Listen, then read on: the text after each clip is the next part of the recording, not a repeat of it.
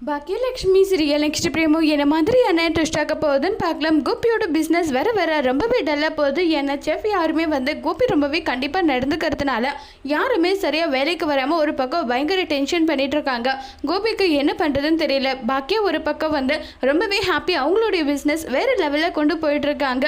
இப்போ கோபியோட ஃப்ரெண்ட் என்னடா கோபி, நான் பாக்கியாவோட ஹோட்டல் பக்கம் போய் வந்திருந்தேன், செம்ம டேஸ்டடாக எல்லாமே அவ்வளோ ஹேண்டில் பண்ணுறாங்க, ரியலி ரொம்பவே சூப்பராக இருக்குது. ஆனால் உன்னுடைய கடையில் ஏன்டா இப்படி இருக்கு, நீ மட்டும் தான் உட்காந்துட்டு இருக்கேன்றாங்க.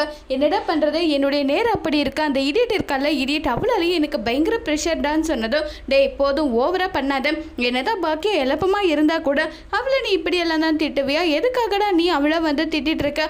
அவள் என்ன தப்பு பண்ணான்னு சொல்லிட்டு நீ அவளை திட்டிகிட்டு இருக்க. உன்னுடைய தப்பு, உன்னுடைய மிஸ்டேக் இது, புரியுதா?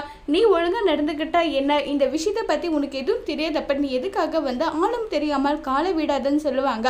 அதை மாதிரி தான் நீ இருந்திருக்கணும் இல்லைன்றாங்க. இப்போ நீ எனக்கு சப்போர்ட் பண்ண வந்தியா இல்லை பாக்கியாவோட பெருமையாக பாட வந்தியா? இதுக்கு மேலே அவளை பற்றி பேசுகிற வேலை வச்சுக்கிட்டீங்கன்னா அவ்வளோதான், ஒழுங்கு மரியாதை இங்கேருந்து போயிடுன்னு ரொம்ப கோவப்பட்டு பேசுகிறாங்க.